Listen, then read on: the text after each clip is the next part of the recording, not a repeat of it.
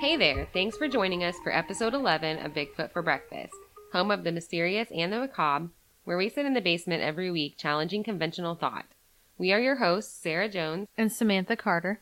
In case you haven't already, go find us on iTunes or Google Play or whatever platform you listen to your podcasts on. Give us a rating, give us a review, and make sure to subscribe and tell all your friends. All your friends. All the friends. Also, you can join us on Facebook, Twitter, or Instagram. And visit our website, www.bigfootforbreakfast.com. Make sure that if you have any input or suggestions or anything that you would like to hear us talk about, send us an email at bigfootforbreakfast@outlook.com. You can communicate with us directly from our website and Instagram messages or comments or Facebook Messenger. We are happy to hear from you, and we love interacting with our followers so we can make sure that we're giving you the content that you want. Also, we're always looking for new story submissions, so if you have anything applicable to the mysterious nature of our show, anything paranormal related to missing persons, anything related to cryptids, aliens, pretty much anything mysterious, unsolved mysteries. It doesn't even have to be necessarily paranormal related. You can submit these stories directly to our Facebook, or you can submit them directly to our website, or you can instant message us. There's also a phone number listed on our website that you can call. There's also a phone number set up on our website. You can look at it under the Contact Us app or the Contact Us tab, and you can leave us a voicemail kind of stating what your story will be about. And you can leave your contact information and we'll contact you back. Also, if you just want to leave us a shout out, we would definitely add that on our episode. Yep, that'd be awesome. And give you a shout out right back. We would shout you back. This week, we're going to explore a very interesting case of missing persons. And that's not just a single person, but 10 people from a ship, the whereabouts of whom remain a mystery to this very day. There are a lot of theories, however, as to what may have caused their disappearances, and we plan to explore all of these. Batten down the hatches, y'all. Let's hit the high seas and explore the mystery surrounding the Mary Celeste. Trying to be peppy. Yeah. Wish y'all could see like my hand gestures. I've got that whole like finger Donald Trump thing going on. Like a crab? It's huge. The Mary Celeste was a brigantine ship weighing about 2,000 tons. Which was captained by a man from America by the name of Benjamin Spooner Briggs. For all of you who do not know what a brigantine ship is, kind of like we didn't, we'll read you the description straight from the infinite knowledge of Wikipedia itself. We all wiki. A brigantine is a two-masted sailing vessel with a fully square rigged foremast and at least 2 sails on the main mast, a square topsail, and a gaff sail mainsail. The main mast is the second and taller of the 2 masts. Modern American definitions include vessels without the square sails on the main mast. If that's not good enough, you will have to Google an image. Yar. Yeah, narp. The ship was built at Spencer's Island, Nova Scotia, Canada, and originally named the Amazon. After being launched on May 18, 1861, the ship encountered a significant amount of bad luck and misfortune, including its captain catching pneumonia during the maiden voyage and later dying. The ship was also damaged on several occasions, most notably in October 1867 when it ran aground in Cow Bay, Cape Breton Island. The following year, the Amazon was sold to American Richard W. Haines, who renamed it the Mary Celeste. The ship underwent significant structural changes over the next several years, and it was eventually sold to a group that came to include Captain Benjamin Spooner Briggs. The vessel left on November 7, 1872, carrying 1,701 barrels of industrial alcohol from New York City to Genoa, Italy. The value of the cargo was $35,000. The purpose of the alcohol was to fortify wine. The value of the freight on the alcohol was $3,400, and the ship herself was $14,000. Also aboard the ship was a 6-month supply of food and water, which was more than enough for the voyage, and 10 crew members and passengers. Captain. That's gotta say. I'm trying to combine my words. Yeah, boy. Captain Benjamin Briggs, 35 years of age, who had previously captained the Seafoam and the Forest King. He gave up command of the Forest King to his brother in 1865, and he took command of the Bark Arthur. I like that one. How do you come up with a name like that? I don't know if it's the type of ship is called the Bark and its name is Arthur, or if the name of the ship was the Bark Arthur. Or if there was like a dog and his name was Arthur, and they just decided to like name the ship after him Arthur. in a creative way. Maybe. He barks and his name is Arthur. Bark Arthur. Dad jokes. His wife, Sarah Briggs, 30 years of age, who is the daughter of a reverend who was married to Briggs in 1862. The Briggs' 2-year-old daughter, Sophia. The Briggs did have a son, Arthur, who was born in 1865, who was left behind with his grandmother so that he could go to school. He would have been 7 years old at that time, so he's a lucky mofo. He is. The first mate, Albert G. Richardson, who was 28 years. Second mate, Andrew Gilling, 25 years. The ship's steward and cook, Edward Head, who was 23 years old. And 4 German seamen, Volkert Lorentzen, Arian Martins, Boy Lorentzen, and Gottlieb Gondeschall.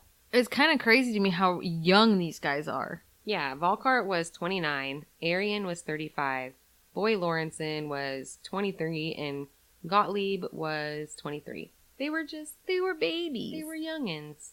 So Captain Briggs' wife Sarah's cousin, Oliver Cobb, wrote The Rose Cottage, in which he included a letter that was written by Captain Briggs to his mother on November 3rd in 1872. I think it's relevant to include it as it kind of speaks to the mindset of the Briggs upon their departure from New York aboard the ship. The letter reads as follows. My dear mother, it's been a long time since I have written you a letter, and I should like to give you a real interesting one, but I hardly know what to say except that I am well and the rest of us ditto. It is such a long time since I composed other than business epistles. It seems... Epistles? It's a funny word, sorry.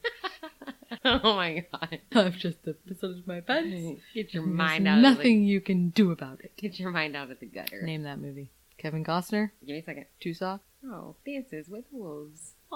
It seems to me to have been a great while since I left home, but it is only over 2 weeks. But in that time my mind has been filled with business cares, and I am again launched away into the busy whirl of business life from which I have so long been laid aside. For a few days it was tedious, perplexing, and very tiresome, but now I have got fairly settled down to it, and it sets lightly and seems to run more smoothly, and my appetite keeps good, and I hope I shan't lose any flesh. It seems real homelike since Sarah and Sophia got here, and we enjoy our little quarters. So their ship, they modified the captain's quarters so that it was able to harbor his family to travel with him. Oh. Which made it a little more homey, which might be relevant later. We'll talk about it. On Thursday, we had a call from Willis and his wife, took Sophia and went with them on a ride up to Central Park. Sophia behaved splendid and seemed to enjoy the ride as much as any of us. It is the only time they have been away from the vessel. On account of the horse disease, the horse cars have not been running on this side of the city, so we have not been able to go and make any calls as we were so far away from anyone to go on foot, and to hire a private carriage would be at least $10, a trip which we didn't feel able to pay, and we couldn't carry Sophia and walk a mile or two, which we should have had to do to get a ferry. It has been very confining for Sarah, but when we get back, I hope I can make up for it. We seem to have a very good mate and steward, and I hope I shall have a pleasant voyage.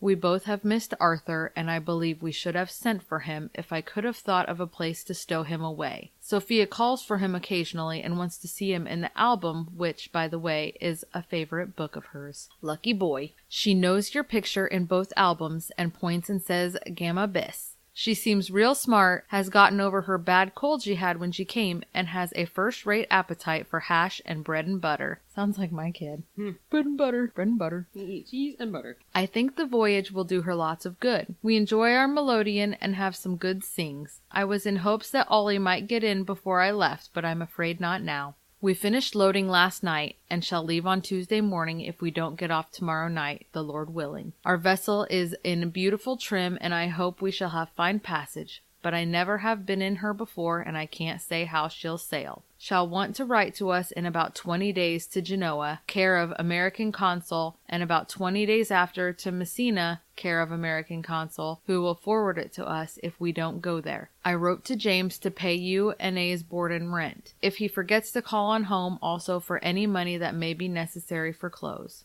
Please get Eben to see his skates are all right and the holes in his thick new boot heels. I hope he'll keep well, as I think if he does, he'll be some help as well as company for you. Love to Hannah. Sophie calls Aunt Hannah often. I wish I had pictures so she could remember the countenance as well as the name. Hoping to be with you in the spring with much love. I am yours affectionately, Benj. So this gives us some good insight into kind of Benjamin Briggs's personality. He seems like a really family-oriented guy. He seems like he's a good father and a very involved member of his family as far as his mother and his daughter and his kids go. And it kind of gives his future plans, so, like, you can't question whether he had any intentions of actually returning from the voyage. So I think that kind of removes any negative speculation on his part as having a hand in the vessel going missing. So anyway, they set sail a couple days later. Over the first few weeks of the voyage, the ship encountered some really harsh weather, according to the captain's log. The last entry in it was dated November 25th. So remember, this letter was written probably the day they left, November 7th. They left from New York City, and they had gone for a walk in Central Park. So this is probably them kind of... The letter was written on the 3rd. It was sent 4 days before they left. 4 days before they left, okay. On December 5th, 1872, a British ship by the name of the De Grada, which was carrying 1,735 barrels of petroleum, was traveling approximately 400 miles east of the Azores when the crew spotted the Mary Celeste. It was aimlessly adrift in the ocean. Captain David Morehouse of the De Grada was familiar with the ship and with Captain Briggs, and he had actually dined with him before they sailed. Knowing that the erratic sailing was inconsistent with the talents of Briggs, who he knew to be a good seaman. After 2 hours of attempts to hail the vessel, he sent a small party from his crew in a lifeboat to board the Mary Celeste in order to figure out why this was, and the party returned to report that there wasn't a soul left aboard. Below deck, charts were found to have been tossed about and in a state of complete disarray and dishevelment. The chronometer and sextant, however, were not found. The personal effects of the crew and the passengers were seemingly all in place in their quarters, including their boots and their pipes. The only lifeboat was not with the ship. They also noted that one of the 2 pumps in the hull had been disassembled, but the other was in working order in spite of the fact that there was more than 3 feet of water in the hold, an amount that would not have caused panic. The cargo remained for the most part intact. After the crew of the De Grada discovered the Mary Celeste, they assembled a small party to sail her near 800 miles to Gibraltar. There, they turned the ship in for a salvage claim that would have been covered by the insurers of the Mary Celeste. A salvage hearing convened to determine the payment, but the eternal general. Why is that funny? The Attorney General, Frederick Sully Flood, was suspicious and postponed payment significantly by launching a 3-month investigation into this matter to figure out whether they had obtained the ship fairly. The investigation determined that there was no evidence of foul play and awarded the crew of the De Grada 1/6 of the $46,000 insurance value. So let's kind of go back and break this down a little bit as far as what's going on. The De Grada came upon a ship east of the Azores, and it turned out to be the Mary Celeste. Like we said, the captain, he had dined with Briggs before they left, so he kind of knew him a little bit and he kind of knew his personality, he kind of knew his skills. So he knew this was weird, the way that the ship was erratically sailing around. And they knew that their courses, while they were significantly behind, he knew that their direction of travel, their paths were parallel to each other, although he knew that the Mary Celeste should have already reached their destination by the time that they had got there. Yeah, it should have been ahead of them. So coming across them would have been odd to him too. So it sounds like they sent a small amount of the crew over to the Mary Celeste to kind of search it out. And they found most of their belongings all in their quarters. So, I mean, they wouldn't have just left all of that stuff there if they planned to leave. The only thing missing were some of the navigational tools. Yeah, so a couple of navigational tools, which is applicable later. And a dinghy. Well, we haven't got there yet. Yeah, we did. We said the only lifeboat was missing. Okay. The dinghy was missing. All right. So at this point, they took the Mary Celeste back to Gibraltar, and They turned it in that it was a missing ship. Nobody was aboard and they didn't know what happened. So obviously this is abandoned. Turned in the ship for a salvage claim. So the insurers weren't really keen on covering this because it looked suspicious. They weren't sure if the crew of the De Grata just murdered the crew of the Mary Celeste and stole their ship and brought it back for money or what. So the Attorney General is kind of looking into this, and he only awarded them a small amount of the insurance money because they never really proved one way or the other. So that's where we're at. So obviously this is pretty odd and disheartening, and many rumors and theories began to circulate pretty immediately as the people on the mainland heard the story of the Mary Celeste. Arthur Conan Doyle, known for writing the Sherlock Holmes fiction novels, actually wrote a short story about the Mary Celeste that was published anonymously in the popular Cornhill magazine in January of 1884. The story was called J. Habakkuk Jephson's Statement. He took some of the facts about the mysterious circumstances of the ship and developed a sensationalized fictional account in which the Mary Celeste was captured by a vengeful slave named Septimius Goring, who wanted to kill as many white people as he could because of their cruelty, and then returned to Africa to become their king. That's some aspiration right there. Right? I will be king. The story is written from the viewpoint of J. Habakkuk Jephson, who was the only person spared and brought inland to Africa by Septimius Goring. After they made it to Africa, he sent the ship back into the ocean to float aimlessly without a crew. He even changed the name of the ship to the Marie. Although it's fairly obvious that this is a fictional play on a real situation, many people took it for the truth. Even journalists reported the story as the truth, and this version quickly outcirculated the real account of the Mary Celeste and took on a life of its own. Oops.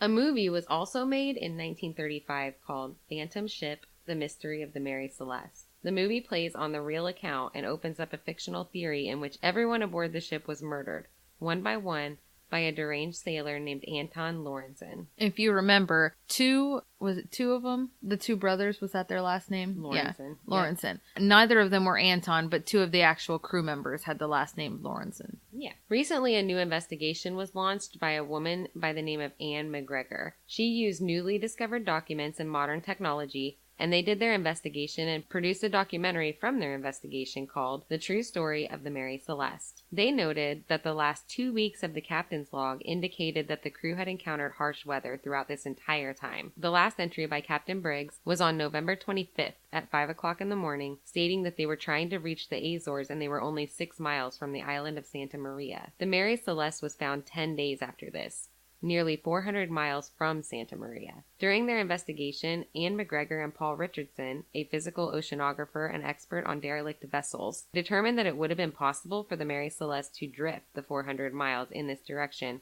in a period of 10 days. They used weather data from the time, water temperatures, wind speeds, and directions from the International Comprehensive Ocean Atmosphere Data Set from 1784 to 2007. Typically, the captain of a ship would never order the ship's abandonment unless it was absolutely necessary. This is a job that is taken very seriously. The captain is proudly responsible for someone else's ship and cargo.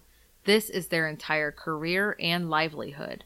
If they let something happen to either one of these things, or both, they would be hard-pressed to be taken seriously in the maritime community anywhere, let alone get another gig as captain of a ship. Captain Briggs was known to be a staunch abstainer from drink and a devout Bible reader. He was known as a courageous officer who would only take such action if there was no other option to save the lives of his family and his crew. Abandonment of the vessel is an absolute last-ditch option for any captain. So what's weird about this is the fact that when found, the Mary Celeste was seaworthy. The crew of the De Grata did find that one of the pumps had been disassembled as though there were a problem and it wasn't operating correctly. The other pump was still in good working order. So due to the first pump being out of commission, there was found to be about 3.5 feet of water in the hull, but this wasn't enough to worry about, and apparently this would have been something to simply have repaired at the next stop. It wouldn't have been an emergency. No captain would have ordered a crew to abandon a seaworthy ship. Paul Richardson, a physical oceanographer and expert of derelict vessels, who was hired by Anne McGregor to assist in her investigation, states that it wasn't flooded. There was no heavy damage to speak of, and the crew of the Degrada sailed her another 800 miles to Gibraltar without incident. So there would have been no apparent reason for this. Not to mention that there was 6 months of clean drinking water and food for all of the people aboard. Another strange fact about the case of the Mary Celeste is that on top of the lifeboat being missing, there was a long rope that had been tied to the deck of the ship, and it was dangling over the side and dragging along in the water. It's suspected that this was used to tie the lifeboat to the ship, which was unusual because obviously if you're on a ship and you decide to board the lifeboat, it would usually be because there's something detrimental going on with the ship that would make it necessary to leave it in the ocean and use the lifeboat to try to get to land. The fact that they tied the rope to the lifeboat, keeping them connected to the ship, makes it seem as though they were only trying to leave the ship temporarily. Why would they feel the need to board the lifeboat if they weren't trying to leave the ship? What was going on with the Mary Celeste that caused them to take this chance? Captain Briggs was painted by records and descendants as a smart, respected, rational sailor who was extremely experienced and highly sought after. Since they were within 6 miles of Santa Maria, so they thought, it would be possible that Briggs would choose this place to abandon ship if he should have to. But the fact that the ship was still seaworthy remains. So why? Why would they take a lifeboat instead of simply sailing inland to port? On to more theories. Like we talked about earlier when the crew of the Degrada showed up with the Mary Celeste and tried to claim the insurance money for recovery, the insurers of the Mary Celeste were suspicious that the Degrada crew had pirated the ship and disposed of the crew in order to collect. It was Attorney General Solly Flood who headed up the investigation. In his notes, he claimed that there was nothing unusual in the captain's log until the last 5 days' worth of entries. He transcribed the log for these 5 days, and this is all that was left of the log for McGregor and Richardson to study when their more recent investigation began. They used these notes, along with their weather and water data, to determine the logged course and position data for the ship in the last days before the crew went missing. They concluded that the Mary Celeste was actually 120 miles west of where Briggs thought they were, and that Captain Briggs should have sighted land as early as 3 days prior to when he logged that he did. Their answer for this states that it was likely due to something as simple as an inaccurate chronometer. Just to clarify, a chronometer is an instrument that is used to measure time, and it's designed for marine navigation to keep accurate time despite motion, variations in temperature, humidity, and air pressure. It's also used for astronomical observation to determine longitude. As we said previously, the instrument was not found on the ship, so the theory could not be tested. They also determined from the captain's log that 1 day prior to actually reaching the Azores,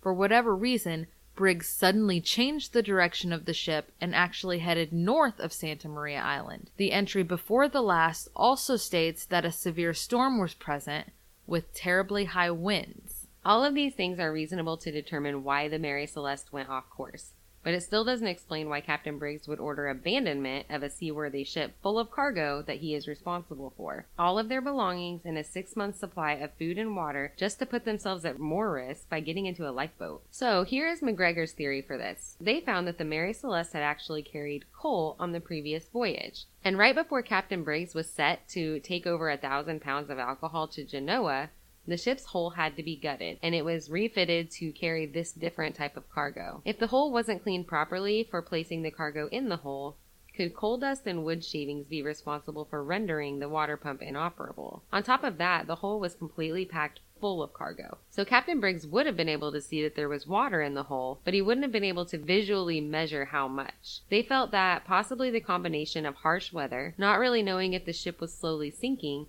and finally sighting land 3 days late, he might have felt like this was the best option. But for me, that doesn't really explain the long broken rope that was dangling from the deck where the lifeboat had been. Perhaps the captain made a poor judgment call thinking that they were in fact sinking, an abandoned ship. However, this is questionable as it seems that they were meant to stay connected to the Mary Celeste for some reason. Do you think that maybe his decision making was kind of like skewed because his family was with him? Like he was erring more on the side of caution than he maybe otherwise would have because he was more concerned with his wife and daughter on board? Exactly, because I mean, if something went wrong, it's one thing to just worry about your capable seamates. You know, they're all, it's kind of every man for himself and every man as a team. But when you have children and women to worry about as well, I could see how, especially when they're your children. Yeah, you'd be more cautious and more apt to make an irrational decision based on emotion. Or even not irrational, but just different than you normally would, right? Yeah. So another theory that's circulated besides the UFO abduction theory, and yes, there is one of those, is that of mutiny by Briggs' crew. As we mentioned earlier, there were two brothers working aboard the Mary Celeste, and they were the only people whose belongings were not all present in their quarters upon discovery. They were German seamen named Volkart and Boy Lorenzen. When family members of the Lorenzen brothers were questioned,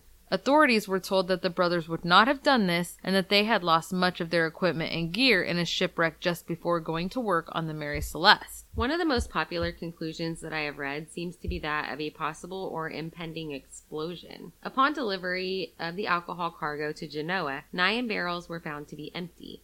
It's speculated that between the leaking barrels and the fumes of the highly flammable and even explosive liquid, the captain may have ordered the crew and his family to board the lifeboat, attaching it via a rope to the Mary Celeste to trail behind the ship for a period of time, until the risk of explosion had dissipated. Unfortunately, the wind and weather may still have not been ideal when this happened and the rope broke, leaving the captain and his family and the crew to face the Atlantic Ocean in nothing but a lifeboat with no supplies, and in a storm no less. To expand on that theory, I want to discuss an experiment conducted by a scientist in 2006. For a documentary, tested and claims to prove... I want to discuss an experiment conducted by a scientist in 2006 for a documentary which will be screened, tested and claims to prove that the explosion theory may be most legitimate. I want to discuss an experiment conducted by a scientist in 2006 which was tested and claims to prove that the explosion theory may be the most legitimate. Dr. Andrea Sella built a replica of the hold of the Mary Celeste and using butane gas simulated an explosion like the theoretical one caused by alcohol leaking from the ship's cargo. He used cubes of paper instead of wooden barrels. Igniting the gas caused a huge blast, which sent a fireball in an upward direction. Now, one would assume that the paper cubes would be burned, discolored, charred, or damaged. However, this was not the case. According to Dr. Sella, what was created was a pressure wave type of explosion. The visual was a large wave of flame, but the air remained cool, resulting in no soot, burning, or scorching. Based on the knowledge of the condition of the ship, the explosion would have been enough to blow open the hatches and would most definitely have terrified everyone on board. However, I do question these results as the fuel and the materials used were, completely different than what was actually on board the ship, not to mention atmospheric conditions and whatnot. The next theory is one that I find most reasonable.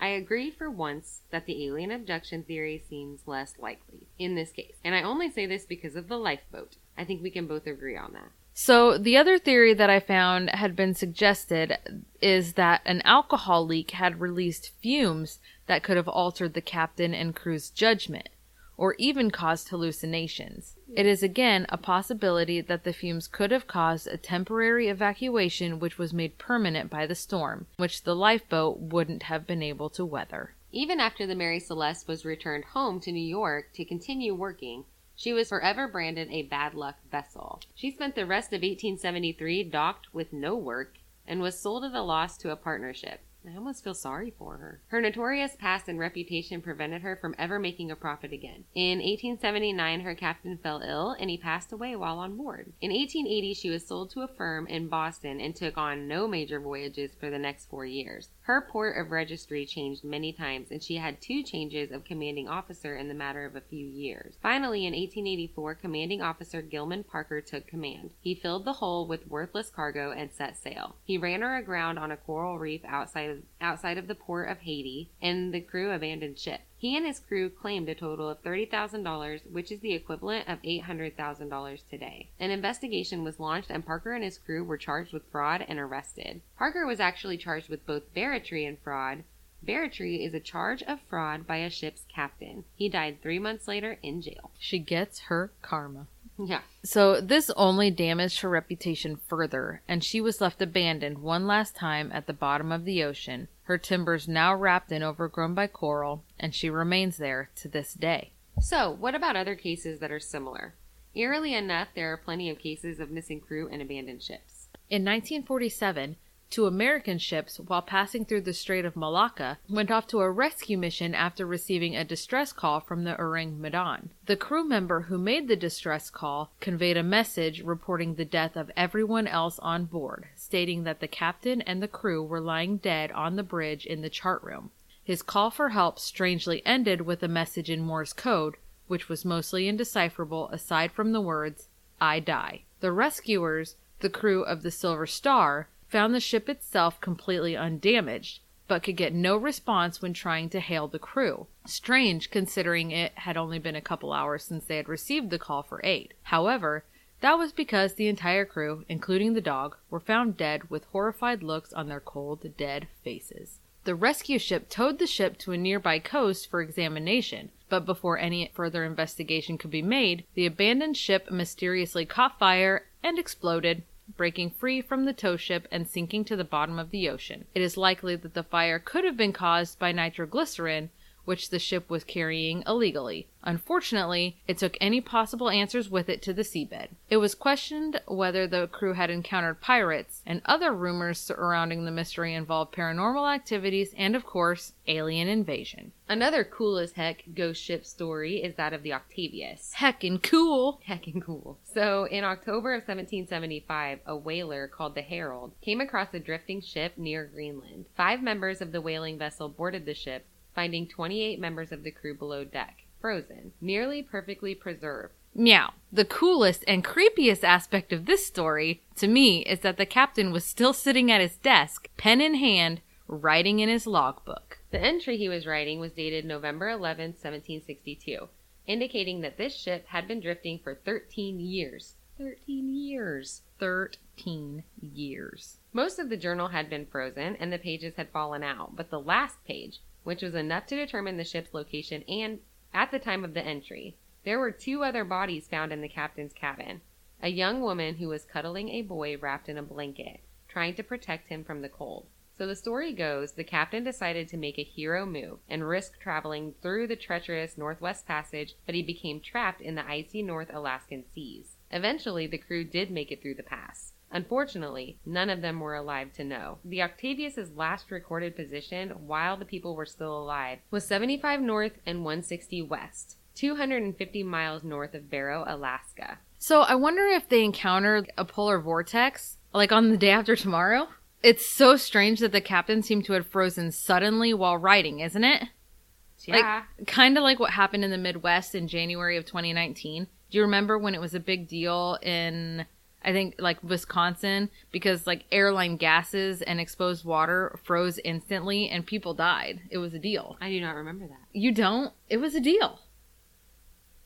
Anybody else remember that? We should have talked more about this. It was a deal. This is strange. So let's get back to ghost ships. 2 of the stories we covered offered pirates as a viable explanation. However, the Mary Celeste was not missing supplies as one would expect after being raided by pirates, unless the cargo they sought was human in nature.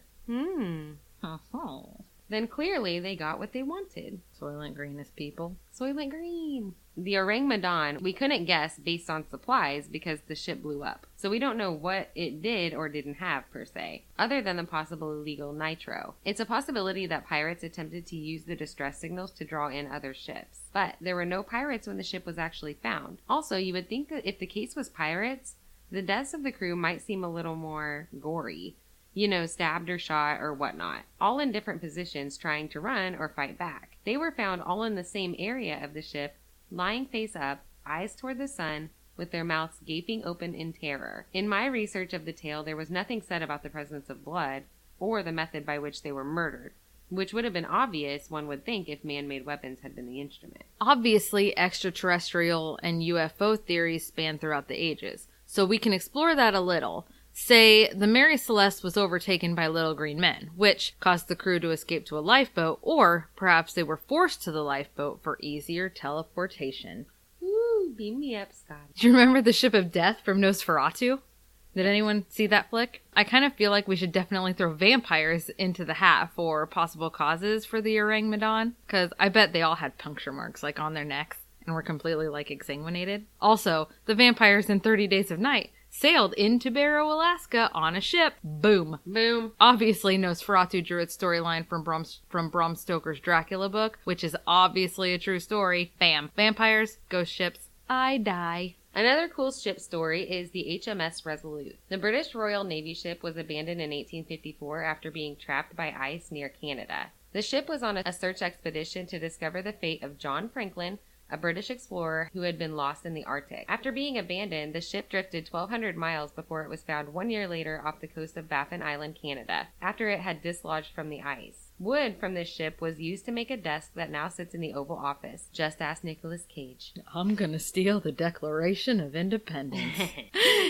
The Jenny was an English schooner which left port in 1822. I was sailing. I just kept sailing and sailing. It was discovered by the whaling vessel the Hope 18 years later, frozen solid in the Drake Passage, the body of water between South America's Cape Horn and the South Shetland Islands of Antarctica. The dead bodies of the crew had been preserved by the cold climate and had been sailing about the ghost ship for the better part of 2 decades. The Joyita was a merchant vessel that left on October 3, 1955, bound for the Tokelau Islands. It was discovered 5 weeks later with all 25 passengers missing. The ship's radio was broken, but it was attempting to send out a distress signal. The life rafts were missing, as well as the captain's log, the navigational equipment, and the firearms that had been kept on the boat. An investigation determined the fate of the passengers and the crew to be inexplicable on the evidence submitted at the inquiry. Over the years, dark theories circulated. Of course they did. From Soviet submariners kidnapping the crew to Japanese fishermen killing everyone on board. As recently as 2002, family members were still researching what could have gone wrong, and one professor insists the most likely scenario is that a corroded pipe was leaking and flooded the boat, forcing the crew to abandon ship. But would that have broken the radio, though? I feel like that's a total pirate move. I do too. Like, how are you gonna call for help now, bitch? And we're gonna cover it up by breaking this pipe and make it look like an accident? Yep. Yeah. Yup. Yup. That's what's happening. Did we just become pirates? Did we just become problem solvers? Right? We got this. Boom. Mystery solved. In April of 2007, 2 brothers and a skipper. What is it? A 3-day. A 3-hour tour. Yeah. 2 brothers and a skipper set off on a 2-month yacht journey around Australia. How does one become a skipper? Hey, guess what? 3 days later. Ooh. The Kaz 2 was found off the Great Barrier Reef with a half-empty cuppy coffee. From now on, every time I get coffee, I need cuppy fresh pots, cuppy coffee coming right up. With a half-empty coffee cup, an open newspaper, and knives strewn on the floor, but no one aboard. Fresh pots! A coroner suggested that one of the inexperienced sailors had fallen off and the other 2 drowned in their rescue attempt. But that's just one theory with no evidence backing it up, so their fate is lost in history. In August 1920, the Carol A. Deering set sail from Norfolk, Virginia with an experienced captain and a crew of 10 men bound for Rio de Janeiro with a cargo of coal. Captain William H. Merritt fell ill a few days after launch and had to be replaced by the hastily recruited Captain W. B. Wormel. The ship still managed to deliver its cargo on schedule and set sail to return in December. A lightship keeper named Captain Jacobson sighted the vessel bound for its home port on January 29th of 1921. The Carol A. Deering hailed the lightship, and an unidentified crewman reported that the ship had lost its anchors. Captain Jacobson took note of this, but his radio was out of commission, so he was unable to report it. He would later describe the crew of the Carol A. Deering as milling around suspiciously on the deck of the ship, like a zombie crew. That's what I imagine. Captain Brady of the Cape Hatteras Coast Guard Station spied the schooner 2 days later. It was run aground and helpless on Diamond Shoals with its sails set, but its lifeboats were missing. Because of the conditions, rescuer boats were unable to reach the wreck until February 4th, when Brady's initial suspicion proved correct. The Carol A. Deering was abandoned. The crew had vanished like ghosts. Gone with them were personal belongings, key navigational equipment, some papers, and the ship's anchors. Despite an exhaustive investigation by the FBI, no trace of the crew or the ship's log has ever been uncovered. It sounds as though the crew may have been unhappy with the new captain, W.B. Wormel, which may have led to a mutiny. Of course, this is purely speculation. While the FBI's investigation turned up leads ranging from possible Bolshevik-sympathizing pirate to rum-running gangsters, they pretty much all turned out to be dead ends. Some people have even suggested that the notorious Bermuda Triangle was to blame. The wreckage of the Carroll A. Deering was dynamited in March 1921 to prevent any probable hazard to other vessels. With it, whatever answers may have once existed were also destroyed. Why would it be a hazard to other vessels? Like if it broke loose and floated around, or, Oh, they didn't just, keep it? No. We can really go all day discussing the countless number of ships that have been discovered afloat at sea, either abandoned by the crew or full of dead bodies. In many of these cases of abandoned ships, the crew probably would have been better off just to stay aboard, as they clearly didn't surface safely on the lifeboats. So at what point is the decision made to abandon? On some of these ships, they had absolutely no evidence that they could have been assumed to be sinking, like the Mary Celeste, which goes against the last resort theory. I would have never guessed how many different mysteriously missing ship crews there really were out there in the world. Well, then you don't know anything. You don't think ghost ships would be that prevalent? The ocean is a vast and dangerously treacherous place. True that. Right? I mean, you're like a needle in a haystack out there, even on a big ship. I'm surprised there's not more. A little fish in a big ocean. That's right, except it's like a boat, not a fish. That was episode 11 of Bigfoot for Breakfast. We hope you enjoyed it and come back next week. Don't forget to rate and review us on whichever podcast platform that you're listening from, and also to subscribe. Follow us on Facebook, Twitter, and Instagram for notifications on upcoming episodes and contests, and check out our website at www.bigfootforbreakfast.com. You can also follow us at Epstein Didn't Kill Himself. Until next week, bon voyage! Bon voyage! A 3-hour tour. Something suspicious just fell down my shirt. I'm really... What the f***? That was your foot. I'm dying. You told me. It was probably a fly. Come at me, bro.